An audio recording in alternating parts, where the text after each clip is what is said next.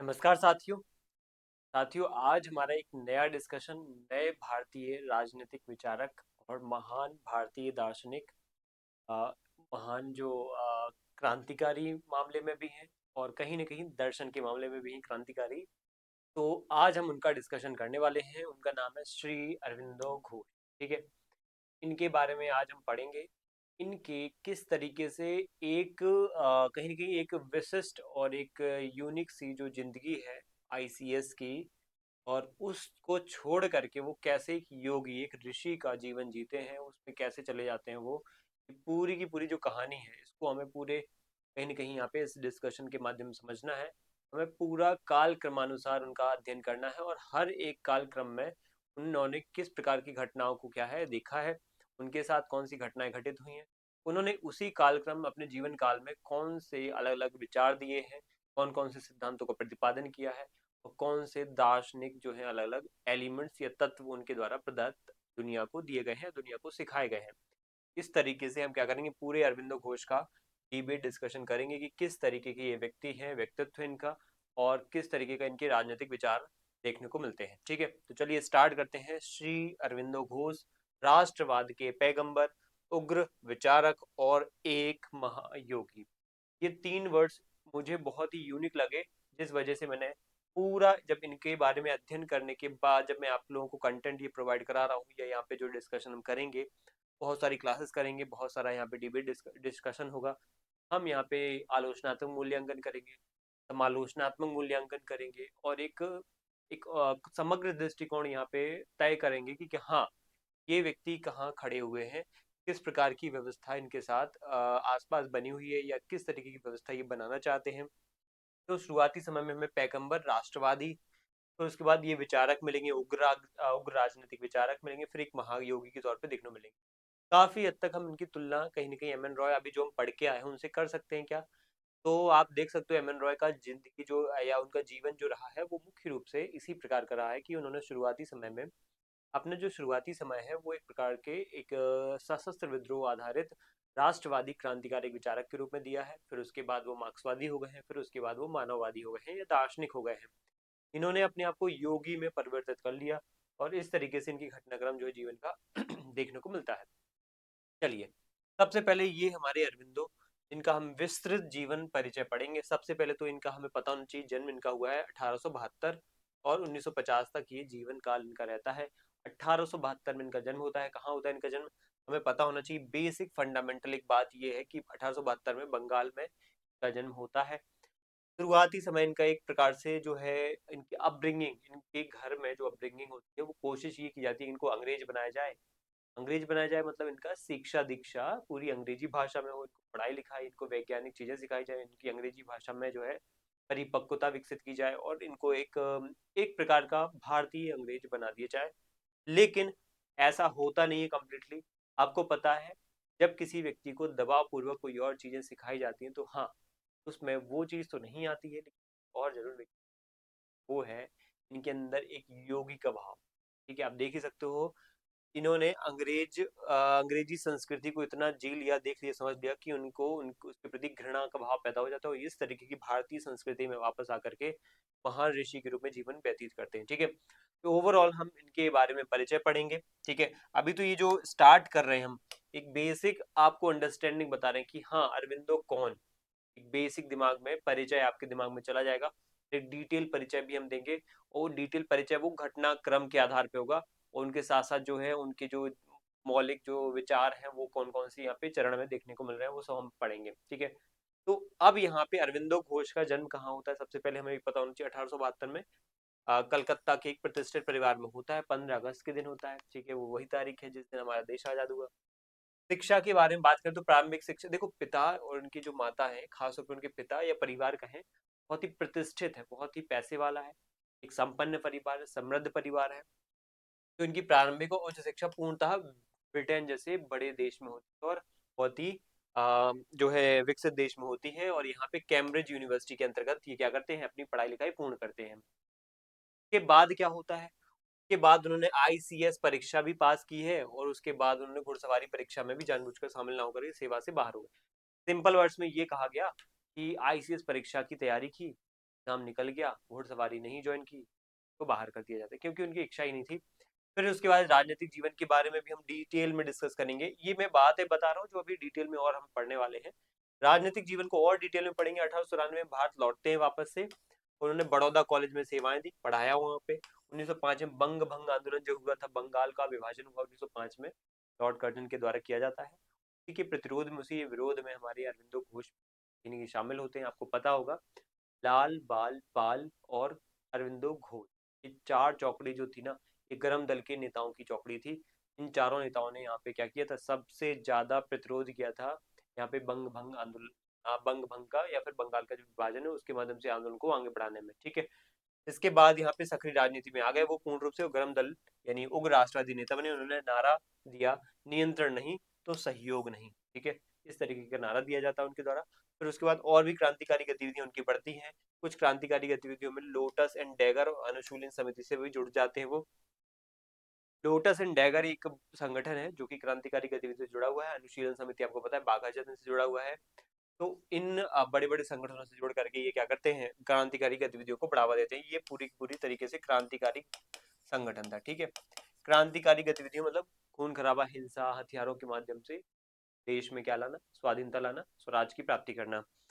मुजफ्फरपुर और अलीपुर बम कांड। ठीक है, अलीपुर जो बम कांड है, बम कॉन्स्पिरेसी है, उनमें इनका नाम भी आता है। इनको जेल हो जाती है। बाद में आपको पता है चित्तरंजन जो दास होते हैं वो इनको इनकी पैरवी करते हैं, इनका केस लड़ते हैं, उनको बरी करवाते हैं। ठीक है। फिर उसके बाद ये क्या करते हैं, इनके अंदर बहुत बड़ा एक मौलिक बदलाव आता है जेल के अंदर। वो था इनका कहीं ना कहीं भारतीय जो क्रांतिकारी गतिविधियों से है वो भंग हो जाना, और कहीं ना कहीं चिंतन मनन और अध्यात्म की तरफ बढ़ना। यहाँ पर अध्यात्म की तरफ बढ़ने की वजह से यहाँ पे हम कहेंगे कि हाँ, एक ऐसे विचारक जो क्या है, ऐसे विचारक जिन्होंने जीवन का एक पड़ाव अब पूरा करके दूसरे पड़ाव में क्या है जा रहे हैं। वो पड़ाव है इनका आध्यात्मिक रूपांतरण। जेल से रिहा होने के बाद वो पांडिचेरी चले जाते हैं और सक्रिय राजनीति से क्या करते हैं, पूर्ण रूप से संन्यास ले लेते हैं। उन्होंने ओरोविले आश्रम, देखो ये हर एक बातें जो है ना, एमबीपीएससी असिस्टेंट प्रोफेसर या कोई भी एग्जाम का असिस्टेंट प्रोफेसर जो है ना, फैक्ट्स के आधार पे ही कहीं ना कोई कॉमन स्टेटमेंट बनाएगा, कोई ना कोई यहाँ पे कुछ भी किसी भी तरीके का तथ्य बनाएगा। तो फैक्ट्स के बेसिस पे क्वेश्चंस बनाए जाएंगे ज़्यादातर। स्टेटमेंट बेसिस पे भी अगर जैसे क्वेश्चन आएंगे तो वो भी उसमें भी फैक्ट्स मिलेंगे आपको। कोई कथन लिखा होगा तो उसमें फैक्ट ही लिखा होगा, ये चीज़ जो हुई है ये किस विचारक के साथ हुई है। तो वो घटना हो चाहे तथ्य हो, सभी के सभी आपको बहुत ध्यान से गौर से देखने हैं, समझने हैं, उनको दिमाग में बैठा लेना है। शुरुआती जीवन इन्होंने शिक्षा के मामले में ब्रिटेन, फिर भारत में क्रांतिकारी गतिविधियां, फिर उसके बाद अध्यात्म की तरफ चले गए ये। ठीक है। उसके बाद जीवन के चरण अगर हम देखें तो 3 चरण मुख्य रूप से हमें मिले हैं, समझ में आ गई ये बात कि हाँ, क्रांतिकारी था चरण, उग्र राष्ट्रवादी चरण, और लास्ट में यहाँ पे अध्यात्मिक चरण। ठीक, ओके, दैट्स इट। यहाँ पे अब हमारा डिस्कशन का एक रूपरेखा हमारे दिमाग में क्लियर हो गई। मेरा काम ये होता है कि चीजों को बहुत ही सिंप्लीफाइड करना, ऑर्गेनाइज करना। हमें बहुत सारी चीजें क्या है, किताबें पता है, हमारे पास कंटेंट है, डाटा है बहुत सारा, हमारे पास इंटरनेट है, यूट्यूब पे हमें बहुत सारी चीजें मिली।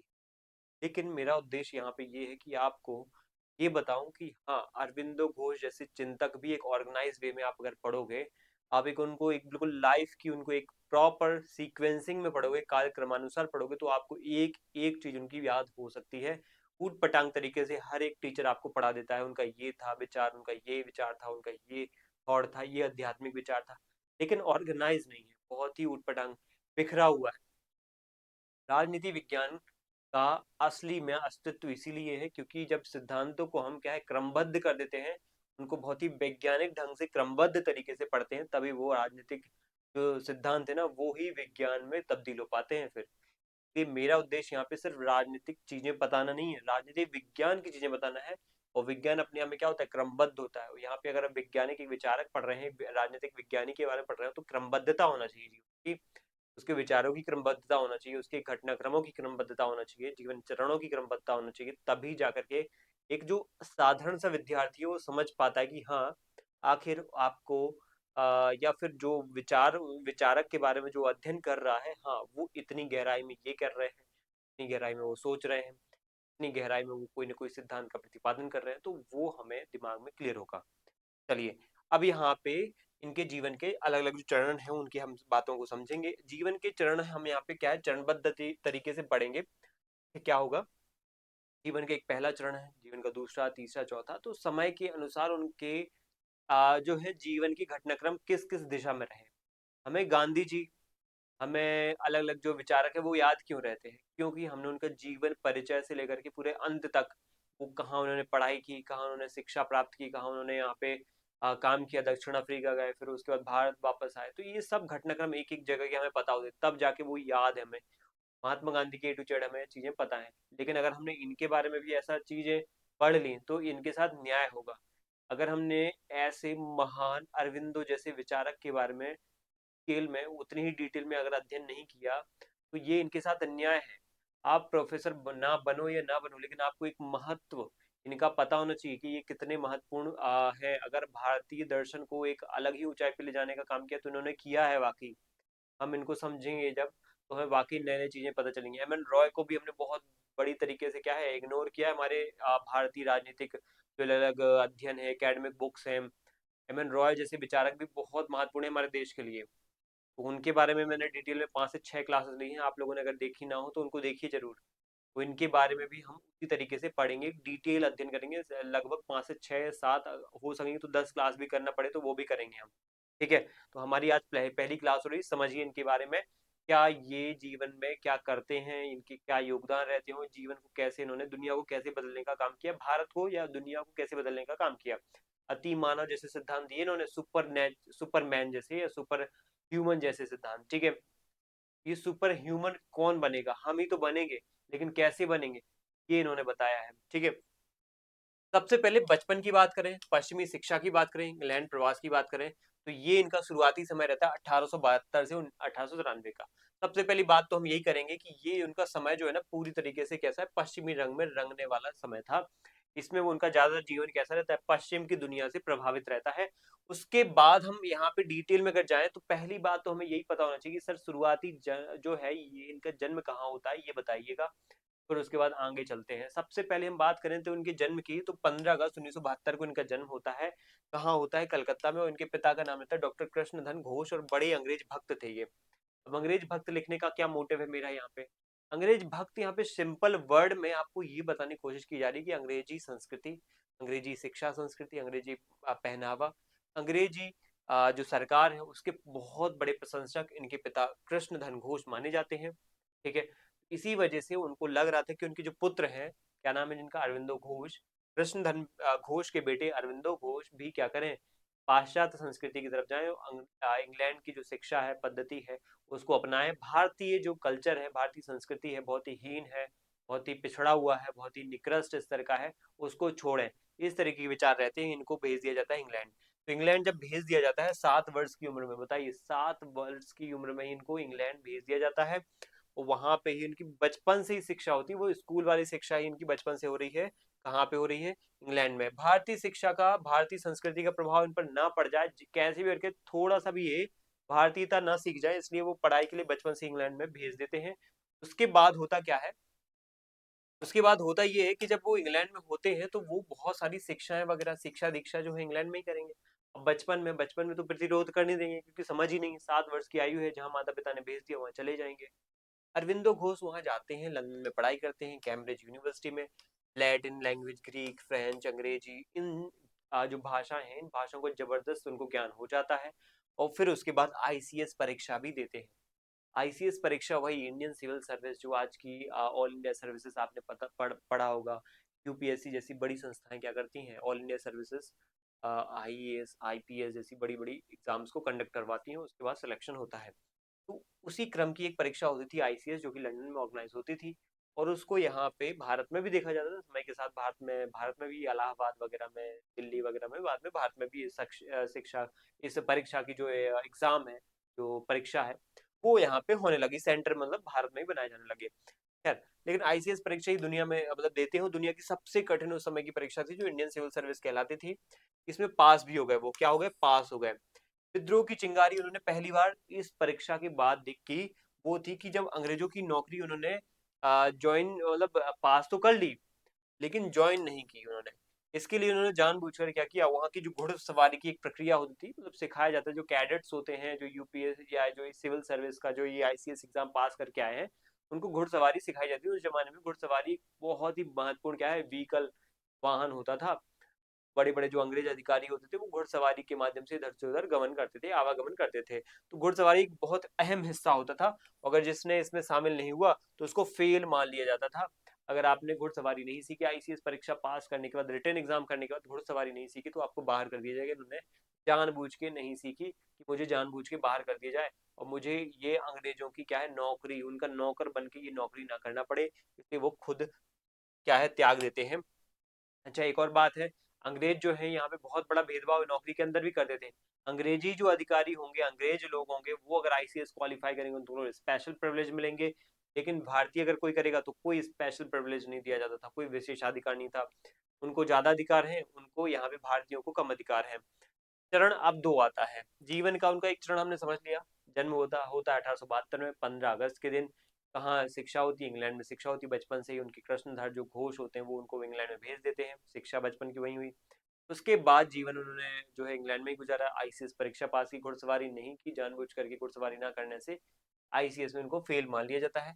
अब जीवन का जो दूसरा चरण आता है वो है बड़ौदा में सेवा और भारतीयता की खोज। कैसे उन्होंने भारतीयता को फिर अंतिम तौर पे पा ही लिया। देखो, हमने अभी डिस्कस किया भी था कि एट द एंड एक व्यक्ति को जब किसी चीज से दूर रखोगे, किसी चीज को किसी खास व्यवस्था से दूर रखने का प्रयास करोगे, तो वो व्यक्ति और ज्यादा क्यूरियस होता है, और ज्यादा वो उसके अंदर जिज्ञासा पैदा होती है, जिज्ञासु होता है कि आखिर है क्या इस चीज में जिससे मुझे दूर हटाया जा रहा है, दूर भगाया जा रहा है। उनको भारत से दूर किया जा रहा था, तो भारत के प्रति और जिज्ञासा जाग रही थी उनके अंदर कि भारत में है क्या जो मेरे पिताजी मेरे से दूर कर रहे हैं, इस देश से दूर ले जा रहे हैं, जबकि खुद रहते हैं भारत में। भारतीय शिक्षा से दूर कर रहे हैं, भारतीय संस्कृति से दूर कर रहे हैं, तो ऐसा है क्या। तो इसी वजह से क्या होता है, भारत लौटने 1893 से 1906 के बीच में उनका जीवन जो है ना भारत में व्यतीत होता है। लेकिन भारतीयता को समझते भी हैं वो।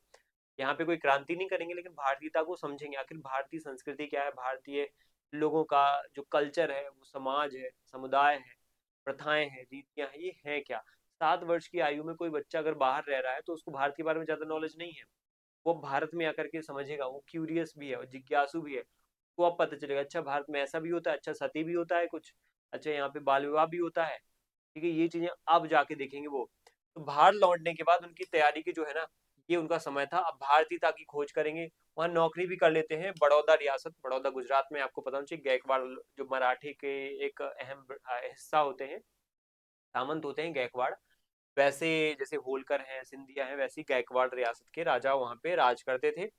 यहाँ नौकरी की वो कि करते हैं वो, अब प्रोफेसर और बाद में वाइस प्रिंसिपल भी बन जाते हैं गायकवाड़ रियासत में, जो बड़ौदा रियासत है वहाँ पे बड़ौदा कॉलेज में।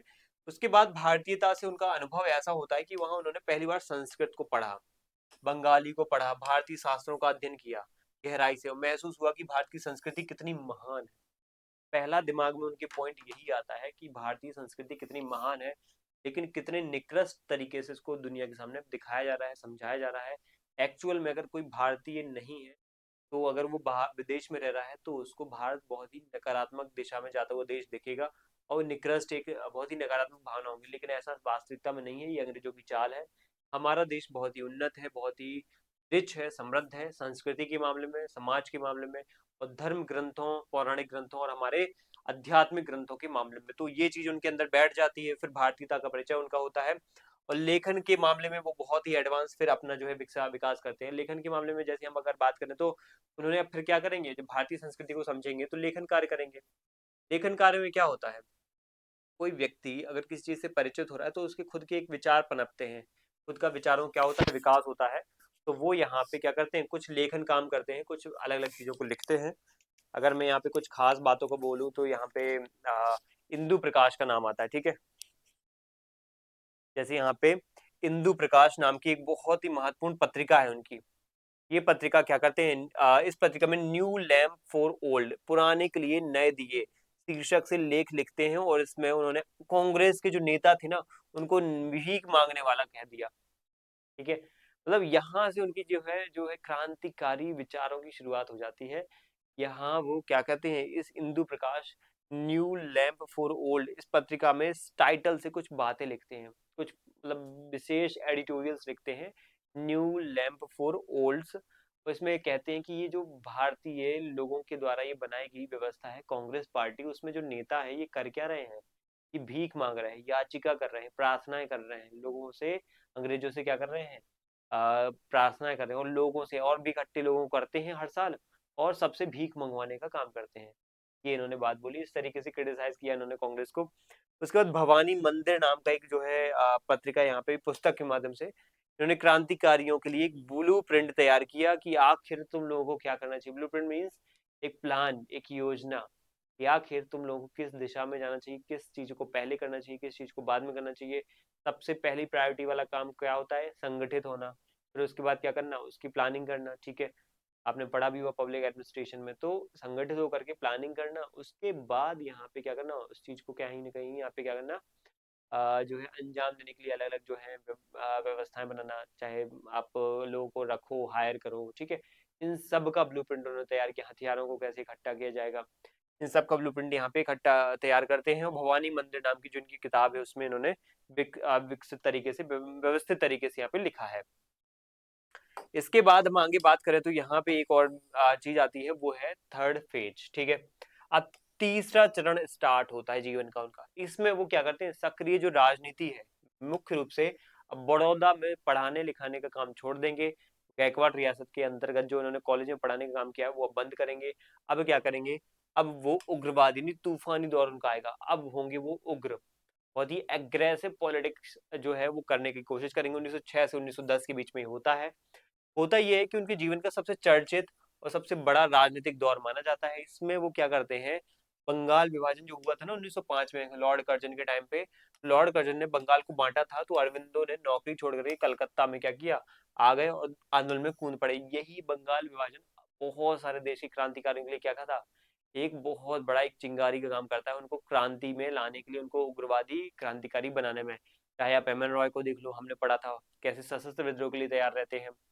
फिर उसके बाद हमने अरविंदो घोष के बारे में पढ़ा। बहुत सारे ऐसे अलग अलग क्रांतिकारी के नेता हैं जो इसमें बंगाल विभाजन के पश्चात क्या करते हैं, देश में पूर्ण रूप से, मतलब प्रत्यक्ष तौर पे और कहीं ना कहीं फुल टाइम, पूर्ण रूप से, पूर्ण समय कालिक यहाँ पे राजनीति में आते हैं, और यहाँ पे देश में क्रांतिकारी गतिविधियों में भाग लेते हैं, गरम दल के नेता बनते हैं। और ठीक है, गरम दल में आपको पता है बाल गंगाधर तिलक प्रमुख नेता थे, लाला लाजपत राय, ठीक है, बिपिन चंद्र पाल, ये तीन नेता बहुत फेमस थे गरम दल के। उसमें अरविंदो घोष भी शामिल होते हैं, और अरविंदो घोष ने गरम दल में मुख्य नेता के तौर पे भूमिका भी निभाई। मैंने बताया ना आपको, लाल बाल पाल और घोष, ये चार नेताओं की चौकड़ी ने जो है बहुत बड़े पैमाने पर कांग्रेस में जो नरम दल था ना उसका बहुत बड़ी आलोचना की। साथ में उसके बाद एक जो व्यवस्था है, कौन सी, क्रांतिकारी गतिविधियों को, उनको वैचारिक एक जो है अलग अलग तरीके से क्या है, जो है प्रोत्साहित करने का काम किया। जैसे क्रांतिकारी गतिविधियां हो रही हैं तो हर कोई उनकी आलोचना करता था, अंग्रेज तो करते थे, भारतीय भी करते थे, क्रांतिकारी नहीं होना चाहिए,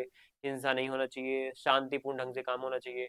लेकिन यहाँ पे कर क्या रहे हैं ये उन क्रांतिकारियों को वैचारिक तौर पे बल दे रहे हैं कि हाँ, हमारे क्रांतिकारी भाई भी यहाँ पे जो कर रहे हैं वो भी एक स्वाधीनता स्वराज के लिए, वो भी एक क्या है, प्रयत्न है, उनको भी हमें कमजोर नहीं समझना चाहिए। तो उन्होंने वैचारिक रूप से क्रांतिकारियों को वैचारिक रूप से बल देने का काम किया। ये वही नेता है। वंदे मातरम फिर आता है, वंदे मातरम में उन्होंने वंदे मातरम पत्रिका शुरू की, और पूर्ण स्वराज यानी कंप्लीट इंडिपेंडेंस यानी कंप्लीट फ्रीडम या रूल या फिर सेल्फ रूल जो है उसके लिए उन्होंने क्या है, लड़ाई लड़ी। तो ये कुछ खास उनके तीसरे फेज में आते हैं। तो यहाँ पे वो कैसे है, यहाँ पे एम एन रॉय, माफ कीजिएगा, अरविंदो घोष कैसे हो गए हैं बताइए। एम एन रॉय, जो एम एन रॉय के समकालीन ये अरविंदो घोष है, जो ये एक प्रकार के अरविंदो घोष इस समय काल में पूर्ण रूप से क्रांतिकारी हो चुके हैं।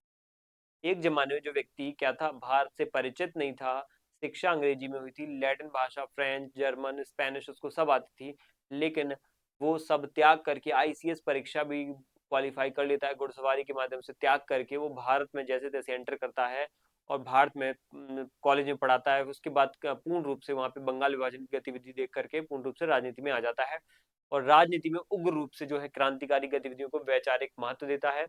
और यहाँ पे वंदे मातरम, चाहे इंदु प्रकाश हो, इन सब पत्रिकाओं के माध्यम से देश भर में जो एक लहर है वो पैदा करते हैं। खासतौर पे कांग्रेस की जो आलोचना वो तो की ही उन्होंने, new new lamps for old, इसमें उन्होंने कांग्रेस के नेताओं की जो भीख मांगने की क्रिया है उसको भी आलोचना की है। साथ में यहाँ पे भवानी मंदिर जैसे बहुत ही बड़ी बड़ी रचनाओं के माध्यम से वो क्या देते हैं, बताते हैं कि कैसे आपको क्रांतिकारी गतिविधियां करना है, उसकी ब्लूप्रिंट तैयार करते हैं।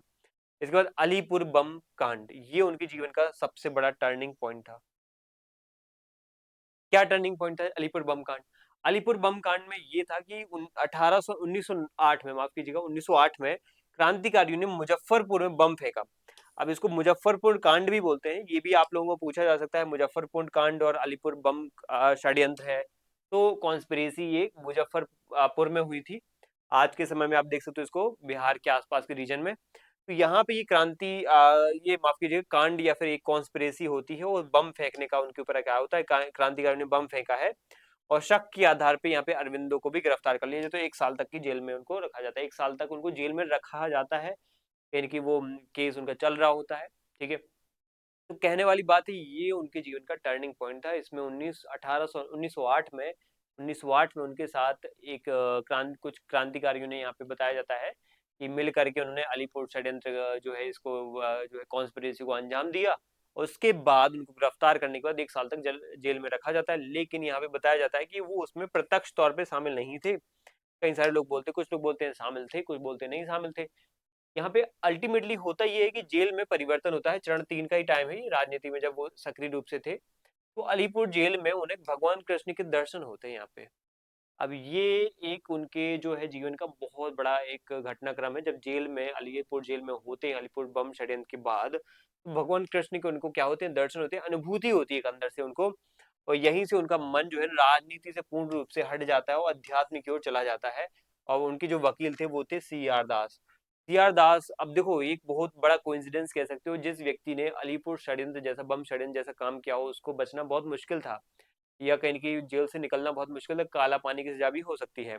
लेकिन वो व्यक्ति यहाँ पे, उनको अंदर से अनुभूति होती है कि राजनीति में नहीं रहना है, मुझे अध्यात्म में जाना है, और उसी वक्त यहाँ पे CR दास जैसे देश के नामी वकील, एक बहुत बड़े वकील, चितरंजन दास जिसको आप हम शॉर्ट में कहते हैं CR दास, वो कहीं ना कहीं यहाँ पे इनका सहयोग करते हैं। स्वराज पार्टी आगे जाके यही CR दास बनाते हैं। ठीक है, तो यही आगे जाकर क्या करेंगे, ये जो भगवान श्री कृष्ण जिनको यहाँ पे दिखे हैं अरविंदो घोष, उनकी पैरवी करेंगे, उनको जेल से बरी करवाने में हेल्प करी थी इन्होंने। ठीक है, इनके बारे में आपको पता होना चाहिए। उसके बाद वो क्या करते हैं, उत्तरपाड़ा भाषण में इन्वॉल्व, आपको पता होना चाहिए उत्तरपाड़ा भाषण क्या है। जब जेल से निकले ना उन्हें, तो तुरंत उन्होंने कहा सनातन धर्म ही राष्ट्रवाद है, यानी कि क्रांति करना, खून बहाना, सशस्त्र विद्रोह करना राष्ट्रवाद नहीं है। सनातन धर्म की जो वास्तविक रूपरेखा है वो क्या है ना, वास्तविक रूपरेखा क्या है, दुनिया में नैतिकता, दुनिया में एक इंसानियत, दुनिया में मानवता और अध्यात्म मोक्ष की तरफ जाना की जो भाव है वो यहाँ पे पहली प्रायोरिटी में रखना। फिर चाहे कोई भी यहाँ पे शासक रहे, कोई भी शासन रहे, कोई भी शासित रहे, शोषक रहे, कुछ भी कोई भी व्यवस्था हो, यहाँ पे अगर व्यक्ति का मोक्ष की तरफ गमन हो रहा है तो हम कहेंगे पाथ सही है, उसका दिशा सही है, मार्ग सही है। वही अंतिम क्या है यहाँ पे, राष्ट्रवाद या सनातन ही अंतिम राष्ट्रवाद है, जो कहीं ना कहीं प्रकृति के मूल्यों पर आधारित है। ठीक है, इसके बाद लास्ट चरण आता है उनके जीवन का, वो है कौन सा, आध्यात्मिक जीवन और महायोगी पांडिचेरी में। ठीक है, क्या है ये चरण, देखो सबसे महत्वपूर्ण चरण यही है। अरविंदो घोष के सबसे ज्यादा जो सिद्धांत है वो इसी चरण में दिए जाते हैं। यही उनका जीवन का चरण, ऐसा चरण था जिस वजह से आज हम उनको पढ़ पा रहे हैं, उनको एक ऐसे विचारक के तौर पर पढ़ पा रहे हैं कि हाँ वो बहुत कुछ अलग सोच रहे थे। देखो कई सारे विचारक हैं जो क्रांति से, बंगाल विभाजन से बहुत ज्यादा मोटिवेट होकर क्रांतिकारी बन जाते हैं। क्रांतिकारी इतने एग्रेसिव हो गए कि आगे जाकर के उन्होंने क्रांति से जो है ना मोह भंग नहीं हुआ, वो लगे रहे, उनकी आगे जाकर के मौत हो जाती है। जैसे भगत सिंह का नाम आप समझो, आप यहाँ पे चंद्रशेखर आजाद जैसे लोगों को पढ़ो, बहुत महान क्रांतिकारी हैं ये, अशफाक उल्ला खान, है ना, राजगुरु, ठीक है, सुखदेव। तो ऐसे बहुत सारे क्रांतिकारी हैं जो क्रांतिकारी गतिविधियों में ही अपना संपूर्ण जीवन क्या कर देते हैं, खपा देते हैं, लगा देते हैं। लेकिन अरविंदो घोष जैसे लोगों को समझ में आ जाता है, कुछ अलग तरीके से वो सोच पाते हैं, कुछ अलग दिशा में वो जाना चाहते हैं, अलग तरीके के देश को स्वराज देना चाहते हैं, आजादी देना चाहते हैं। इसलिए उन्होंने समझा यहाँ पे कि मुझे यहाँ पे क्या करना चाहिए, आध्यात्मिकता को बढ़ावा देना चाहिए। ठीक है, तो सभी का तरीका अलग है, लेकिन अल्टीमेट जो लक्ष्य है वो हमारा क्या है, स्वराज, आध्यात्मिक, सामाजिक, राजनीतिक, आर्थिक, सांस्कृतिक, सामुदायिक स्वराज की प्राप्ति करना ही हमारा क्या है, परम उद्देश्य है। यहाँ पे इनको आध्यात्मिक स्वराज सबसे महत्वपूर्ण लगता है, इसकी तरफ वो जाते हैं। तो हम कहेंगे सर कि 1872 से लेकर के 1993 या 92 93 के लगभग वो, ठीक है, लगभग हम कहेंगे 20 साल का समय उनका पढ़ाई लिखाई का साल था। पढ़ाई लिखाई करके वो बड़ौदा वापस आते हैं भारत में, बड़ौदा कॉलेज में पढ़ाते हैं। 92 से लेकर के 1905 के लगभग पढ़ाने वढ़ाने का टाइम चलता है उनका 8 10 साल तक, ठीक है, 8 10 साल तो नहीं होंगे, 12 13 साल तक। उसके बाद यहाँ पे 1905 से लेकर के 1910 के लगभग 1909 10 तक वो यहाँ पे क्रांतिकारी गतिविधियों में भाग लेते हैं। बंगाल विभाजन से बहुत ज्यादा क्या है, देश में क्रांतिकारी गतिविधियां बढ़ रही थी, और उन्होंने लाल बाल पाल गरम दल जैसे बड़े बड़े संगठनों में कहीं ना कहीं यहाँ पे योगदान दिया, कांग्रेस की यहाँ पे आलोचना की। भूख माफ कीजिए, भीख मांगने वाली संस्था के तौर पे उन्होंने बताया, हिंदू प्रकाश, भवानी मंदिर, ऐसी साथ में यहाँ पे कुछ ऐसी महत्वपूर्ण रचनाएं जो है उनके द्वारा लिखी गई। एक रचना यहाँ पे बाद में लिखी है यहाँ पे, वंदे मातरम, ठीक है, वंदे मातरम याद रखना है, भवानी मंदिर याद रखना है, और हिंदू प्रकाश सबकी रचना है। इसीलिए मैं बोल रहा हूँ यहाँ पे, अगर मान लो जीवन काल ढंग से नहीं पढ़ा, और मान लो ढंग से नहीं पढ़ा तो फिर आप रटोगे चीजों को। अगर आपने जीवन काल एक कहानी के तौर पे पढ़ा तो आपको पता रहेगा कि ये रचना जो है ना इनकी है, और इन्होंने इसमें क्या लिखा होगा। हिंदू प्रकाश लिखा आ जाए कहीं पे भी क्वेश्चन में कि हिंदू प्रकाश में किस प्रकार के विचार अरविंदो के दिए गए हैं, तो आप ऑटोमेटिक बता दोगे अरविंदो के क्रांतिकारी विचार हैं, इसमें उन्होंने कांग्रेस की आलोचना की है। भवानी मंदिर में क्या है, उन्होंने उनका जो है आलोचना की, और साथ में यहाँ पे क्रांतिकारी गतिविधियों का ब्लूप्रिंट, योजना बनाने की बातें इसमें लिखी हैं। डिटेल में फिर भी पढ़ेंगे, लेकिन घटना के साथ साथ पढ़ोगे, जीवन के साथ साथ पढ़ोगे, तो एक एक चीज कॉन्सेप्ट दिमाग में आपके अंदर जाएगा, ठीक है। जब आगे जाकर के वो वंदे मातरम लिखते, तो वंदे मातरम में भी उन्होंने क्या किया, इन्होंने जो है पूर्ण स्वराज की बात की, कैसे पूर्ण स्वराज मिल सकता है, तो ये भी क्रांतिकारी गतिविधियों का ही पार्ट था उनके, ठीक है। अब हम पढ़ते हैं उनका अंतिम काल जो है जीवन का, वो है अंतिम चरण। अगर जीवन की हम बात करें तो वो है उत्तरपारा भाषण के बाद उन्होंने बोल दिया, मुझे दुनिया को बता दिया 1909 में कि मेरा जो अंतिम लक्ष्य है वो है क्या है, आध्यात्मिक राष्ट्रवाद या सनातनी राष्ट्रवाद, उसको लाना मेरा परम उद्देश्य है। तो चौथे चरण में जब ये जाएंगे तो यहाँ पे आध्यात्मिक जीवन जिएंगे, और अपने आप को महायोगी में कन्वर्ट कर देंगे, बदल देंगे। 1910 से लेकर 1950 अगले 40 साल तक पूरा का पूरा जीवन सनातन अध्यात्म को लगा दिया, सनातन अध्यात्म की तरफ खपा दिया। इसमें उन्होंने किया क्या, अचानक एक आदेश, इनर वॉइस उनके अंदर आई, ठीक है। जब वो जेल में थे, वे सब कुछ छोड़ करके पांडिचेरी चले गए, ठीक है। उन्होंने समझा कि अगर मुझे बाहर निकलने का मौका मिला तो मैं जरूर यहाँ पे क्या करूंगा अब, क्योंकि कृष्ण उनके सपने में आए हैं, कई सारी बातें होती हैं। किसी व्यक्ति के अंदर कॉन्शियसनेस में कुछ ऐसी बातें चलती रहती है, अगर वो उनको सही समय पर समझ ले तो उसको आ जाता है समझ में कि हाँ उसकी दिशा क्या है। महात्मा बुद्ध देखो, उनके पास सब कुछ था, लेकिन फिर भी उनके अंदर एक आवाज आ रही थी, उनको सुना उसने, और चले गए वो जंगल की तरफ, हर एक व्यक्ति की तरफ। स्वामी विवेकानंद का भी जीवन बहुत अच्छा चल रहा था, नरेंद्र नाम का लड़का था, लेकिन सब कुछ त्याग करके कहीं ना कहीं चला जाता है महर्षि परमहंस के आश्रम में, वो वहीं पूरे जीवन को लगा देता है, ठीक है। इसी तरीके से हमारे अंदर से भी कभी आवाज आए, ठीक है, हमारे अंदर से भी कभी ऐसी आवाज आए, हम अगर उसको महसूस नहीं कर पा रहे हैं तो हमें करना चाहिए, कोशिश करना चाहिए, क्या पता वो हमें किसी विशेष कार्य की तरफ, विशेष दिशा की तरफ ले जाना चाहती है, वही अल्टीमेट हमारी क्या हो, डेस्टिनी हो, वही हमारा अंतिम लक्ष्य हो, ठीक है। तो ये चीज हमारे लिए जरूरी होती है, चाहे पढ़ाई में हो, चाहे भी किसी भी करियर में हो, किसी भी प्रकार के उद्देश्य को लेकर के हो, ठीक है। अब हम बात करेंगे आध्यात्मिक जीवन को लेकर के, महायोगी की कैसी आगे कहानी रहती है। अचानक जो उनके दिमाग में ये एक इनर वॉइस पैदा हुई, तो उससे वो क्या करते हैं, सन्यास की तरफ बढ़ेंगे अब, ठीक है। उन्होंने सक्रिय राजनीति से सन्यास तो ले लिया, अंग्रेजों ने उन्हें पकड़ने की जो है कोशिश की, लेकिन वो फ्रेंच कॉलोनी पांडिचेरी में सुरक्षित अपने आप को क्या करते हैं, बसेरा बनाते हैं, निवास करते हैं। और फ्रेंच इसलिए चुना उन्होंने, पांडिचेरी क्यों चुना, पांडिचेरी इसलिए क्योंकि वहां पे कौन है, फ्रांस के लोग हैं, फ्रांसीसी लोग हैं, और फ्रेंच कॉलोनी है। तो ऐसे में बार बार जो डिस्टरबेंस है अंग्रेजों का बार बार परेशान करना, उनको अंग्रेजों को द्वारा बार बार उनको क्या करना, उनके साथ पूछताछ करना, उनके साथ उनको हतोत्साहित करना, तो ये जीवन उनके लिए कहीं ना कहीं बहुत ज्यादा कष्टदायी हो जाता। एक सन्यासी के लिए तो बहुत कष्टदायी हो जाता है, क्योंकि वो आध्यात्मिक जीवन में जाना चाहते हैं, और इस तरीके की बार बार चीजें उनके दिमाग में आएंगी, इस तरीके के बार बार आरोप उनके ऊपर लगेंगे कि ये तो षड्यंत्रकारी है, ये तो ऐसा क्रांतिकारी गतिविधियों में संलिप्त रहा है, इसने कहीं ना कहीं सशस्त्र विद्रोह करने की कोशिश की है, तो उनके अध्यात्म में बाधा का काम करेगा, या फिर कहीं ना कहीं यहाँ पे जो है उनको उनके मार्ग से भटकाने का काम करेगा। तो इसलिए एक सही जो सेफ जगह है, सुरक्षित जगह है उनके जीवन के लिए, उनकी आध्यात्मिक गति को लेकर के, वो है फ्रेंच कॉलोनी, जहाँ पे अंग्रेजों का दखल कोई नहीं है, क्योंकि यहाँ पे कौन रहते हैं, फ्रांसीसी लोग रहते हैं। आपको पता होना चाहिए, जब अंग्रेजों ने फ्रेंच लोगों को हराया था, फ्रांसीसी कंपनियों को हराया था, उनके लोगों को हराया था, तो फ्रांस पूरे देश से निकल गया था संधि के अकॉर्डिंग, लेकिन पांडिचेरी पे अभी भी उसका कब्जा बना हुआ था। ठीक है, तो ये हमें पता होना चाहिए। उसके बाद जब फ्रांस में के पौंडीचेरी कॉलोनी में रहते हैं तो वहां पे आश्रम की स्थापना करवाते हैं। क्या करवाते हैं? आश्रम की स्थापना। उस आश्रम को ओरोविलो आश्रम कहते हैं, ओरोविले आश्रम कहते हैं। और द मदर मीरा अल्फासा उनकी आध्यात्मिक सहयोगी यहाँ पे बनती हैं। उनको द मदर के नाम से भी जाना जाता है, द मदर। मीरा अल्फांसा उनकी क्या बनती है यहाँ पे? आध्यात्मिक सहयोगी, एक स्पिरिचुअल, एक असिस्ट, या फिर एक जो है हम उनके लिए एक सपोर्ट के तौर पे, समर्थक के तौर पे देखने को मिलती है, फॉलोवर के तौर पे उनके देखने को मिलती है। चौथे चरण में ही उनके जीवन में, जब आध्यात्मिक जीवन चल रहा था 1910 से लेकर के 1950 में, जब वो महायोगी का जीवन या महायोगी बनने की तरफ दिशा में गतिशील थे, तभी उनका दर्शन और लेखन का काम भी होता है, जो कि हमारे लिए सबसे काम का है।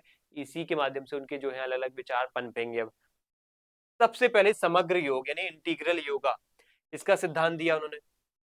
पढ़ेंगे डिटेल में क्या है। सावित्री 24,000, माफ कीजिएगा, 24,000 पंक्तियों वाली दुनिया की सबसे बड़ी अंग्रेजी कविता उन्होंने लिख डाली। 24,000 पंक्तियां हैं उसमें, कविता में। सावित्री नाम से वो कविता है। द लाइफ डिवाइन अपनी सबसे महान दार्शनिक पुस्तक उन्होंने इसी काल में लिखी थी। निधन होता है उनका 5 दिसंबर 1950 को, उनका महाप्रयाण हो जाता है। उनका जीवन जो है इस दुनिया से, इस भौतिक दुनिया से उठ करके इस आध्यात्मिक परलौकिक दुनिया में चला जाता है, या उनका जो है प्राण उस परलौकिक दुनिया में चले जाते हैं। तो इस तरीके से महाप्रयाण होता है और जीवन खत्म हो जाता है। ठीक है, तो आजादी का उन्होंने वो कहीं ना कहीं सिनारियो देख लिया था। हाँ, देश आजाद हो चुका है, विभाजन देख लिया है, बंटवारा देख चुके हैं, शरणार्थी की समस्या देख चुके हैं, हजारों लाखों को की लाशें उन्होंने अनुभूत की होंगी, अनुभूति की होगी कि हाँ, लोग मारा जा रहा है। तब ऐसे में व्यक्ति और आध्यात्मिकता की तरफ बढ़ता है। चलो, तो सारांश तौर पे हम एक बात तो समझ गए कि हाँ, आखिर जो है ये जीवन किस तरीके से जी रहे हैं। ये जीवन जी रहे हैं शुरुआती जीवन समय में, अगर हम बात करें तो एक छात्र के तौर पे, लेकिन वो छात्र कैसा है? पश्चिम के विचारों से पूरा पूरा दबा हुआ, लदा हुआ है। ठीक है, इसके पास यहाँ पे आईसीएस पास कर लिए इन्होंने, घुड़सवारी में इन्होंने फेल अपने आप को करवा लिया जानबूझ के, किससे? जिससे उनको उससे मुक्ति मिल जाए, उनको नहीं जीना वो नौकरी वाला जीवन। 1893 1906 के अंदर बाद इन्होंने विचारक या प्रोफेसर का काम किया, बड़ौदा नौकरी में की, वहाँ पे संस्कृति का अध्ययन किया और कांग्रेस की आलोचना भी की। संस्कृति का अध्ययन करना बहुत जरूरी है, अगर तुम्हें भी किसी दिशा में जाना है। तो अगर भारतीय संस्कृति को नहीं समझा है तो आपने बहुत बड़ा अन्याय हमारे देश के साथ और खुद के साथ किया है। अगर हम इस देश के नागरिक हैं, और जिस इस देश को, हमारे भारत देश को हमारी संस्कृति की नाम से ही जाना जाता है, Indian culture, Indian diaspora, Indian mythological scriptures, Indian India की जो बहुत बड़ी वैदिक संस्कृति रही है, उसको अगर हमने सिर्फ धर्म के नाम पे बांट दिया, उसको जाति के नाम पे बांट दिया, तो ये हमारे साथ खुद के साथ अन्याय है और हमारे कहीं ना कहीं धर्म ग्रंथों के साथ अन्याय है। तो हमें अपनी संस्कृति को जानने की भरसक प्रयास करना चाहिए, कोशिश करना चाहिए। इनसे भागने की कोशिश तो कभी नहीं करना चाहिए। अगर हम राजनीति विज्ञान भी पढ़ रहे हैं, उसकी दिशा में आगे अपना करियर बनाना चाहते हैं, तो हमारे लिए भी अत्यंत आवश्यक हो जाता है कि हमें भी इस विज्ञान वाले फील्ड में, जैसे राजनीतिक विज्ञान जैसी फील्ड में, हमारी संस्कृति का क्या योगदान है और हमारी संस्कृति में भी राजनीति का क्या महत्व है, तो उन सबको हमें पढ़ना चाहिए। 1906 1910 के बीच में ये क्रांतिकारी हो जाते हैं, क्योंकि आपको पता है बंगाल विभाजन बहुत बीभत्सकारी घटना थी, और उसके ही परिणाम स्वरूप भी बहुत बड़ा बंग भंग आंदोलन में ये शामिल हो जाते हैं। वंदे मातरम संपादन के अलीपुर जेल में गए, फिर उसके बाद उनको पूर्ण स्वराज के अंदर मांग पैदा होती है, तो वो मांग भी उठाते हैं। करम दल को ज्वाइन करते हैं, लाल बाल पाल के संग साथ घोष, अरविंदो घोष भी क्या करते हैं? विद्रोह करते हैं। इस प्रकार का क्रांतिकारी विद्रोह करते हैं। अलीपुर बम षड्यंत्र में इनका नाम आ जाने की वजह से ये क्या करते हैं? इनके साथ अंग्रेज क्या करते हैं? बुरा बर्ताव करते हैं, इनके ऊपर कॉन्स्पिरेसी का आरोप लगाकर इनको जेल में डाल देते हैं। अलीपुर बम षड्यंत्र के बाद 1 साल जेल में रहते हैं। वहां इनको कुछ अनुभूति होती है, अनुभव होते हैं आध्यात्मिक। भगवान श्री कृष्ण उनको सपने में आते हैं, उनको कुछ लगता है कि हाँ, उनको क्या करना चाहिए, इस जो है राजनीति से निकलना चाहिए, संन्यास लेकर के बाहर कुछ करना चाहिए। तभी यहाँ पे सीआर दास उनकी पैरवी करके उनको बरी भी करवा देते हैं। तो वो बाहर आकर के सीधा भाषण देते हैं, राष्ट्रवाद जो है, सनातनी राष्ट्रवादी परम धर्म है, उसमें ही आगे बढ़ना चाहिए। ठीक है, सच्चा राष्ट्रवाद वही है। 1910 के बाद 1950 में फिर बनते हैं वो महायोगी, यहाँ पे पांडिचेरी में औरविल्लु आश्रम स्थापित करवाते हैं। सावित्री की रचना की अति मानस यानी सुपर माइंड का भी सिद्धांत यहाँ पे दिया जाता है। तो सबसे बड़े जो सिद्धांत है, चाहे लाइफ डिवाइन हो, चाहे उनका सावित्री का जो पोयम हो, उसके बाद सुपर ह्यूमन का एक सिद्धांत हो, सुपर माइंड का सिद्धांत हो, वो सब के सब अति मानस और अति मानव के सिद्धांत सब के सब उन्होंने कहा दिए हैं अपने जीवन के अंतिम चरण यानी महर्षि योगी वाले चरण। तो ये उनके जीवन के 4 चरण हैं जिसमें उन्होंने जीवन जिया है। अगले हम सेशन में डिस्कस करेंगे उनकी प्रमुख रचनाएं और पत्र पत्रिकाएं। डिटेल में जाना है हमें जरूरी, तो हमें क्या करना पड़ता है, सेपरेट डेडिकेटेड चीजों को हमें क्या है आपको बताना जरूरी होता है, क्योंकि सिस्टमेटिक वे में आप दिमाग की जो फ्रेमिंग है ना उसमें बैठ जाए चीजें जिंदगी भर के लिए। मैं ये चाहता हूँ, अगर कोई डाउट आता है, कोई क्वेरी आती है तो आप जरूर पूछिएगा और बताइएगा, फिर उसको हम अगले सेशन में डिस्कस करेंगे। थैंक यू सभी को एंड जय हिंद।